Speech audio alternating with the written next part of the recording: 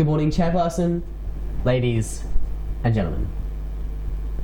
I feel like it's a crime to be a man. I turn on my TV, I turn on my phone, and I turn on my radio, and I see the same familiar headlines. Drunk, aggressive man beats and kills wife and children. Or boss faces dozens of sexual harassment allegations from female employees.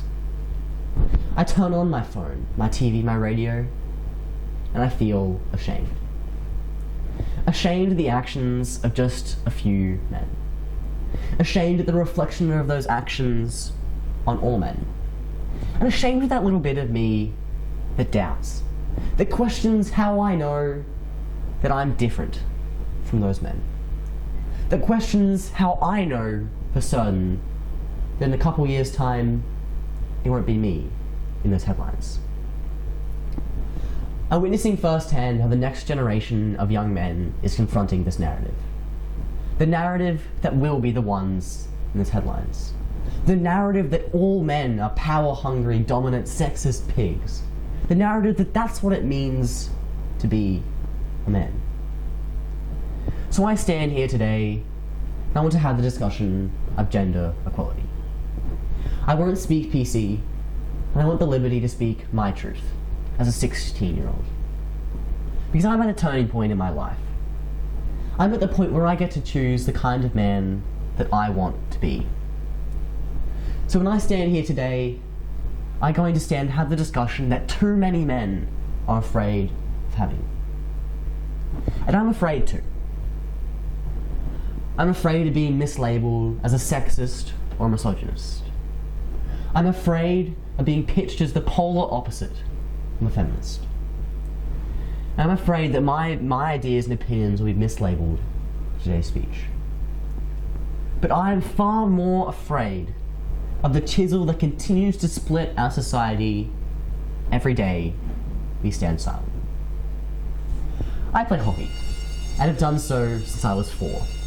And across my 12 years of playing hockey, many of which have been played mixed, with both men and women. And I see that as a great thing. Now, I would be lying if I said that when I played with women, I didn't have to change how I played. Now, I don't think that's a bad thing. But I'm very aware that the physicality that I use with my male teammates can be considered violence against a woman. When it comes to gender equality, we must realize that this discussion must not be restricted by the notion that men and women must end up exactly the same, but one that focuses on eliminating the social and societal barriers so that both men and women can make the choices that they want to make in their lives. The discussion of gender equality isn't a one-way street. In fact, just last year, a girl in my class made some comments about my body. I kid you not, she said that my calves were, and I quote, chiseled by the gods. It's crazy. And to me, this seemed like completely ridiculous. I mean, let's be real, like, it's a bit of an understatement. But it made me feel a little bit uncomfortable. So I asked her if she could stop making those comments. Her response? Nah, it's just a joke. You have to deal with it. And it makes me think, what would happen if the tables were turned?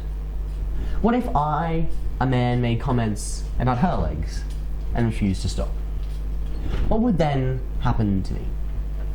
These double standards continue to wreak havoc in our society. When I go on a date, I fear that if I offer to pay, I'm being a sexist. Like, she can pay for her own meal. But if I don't pay, well, no, then I'm not being a gentleman. Ladies and gentlemen, we need to have the discussion of gender equality. One not restricted by the notion that men and women must end the same, but one focused on eliminating the social barriers so that I, just like my sister, can make the choices that I want to make in my life. We must empower equal opportunities, not force equal outcomes. Because when I grow up, I'll be a parent. And I don't want my kid to grow up feeling ashamed of who he is. I don't want my kid to grow up feeling like it's a crime to be a man.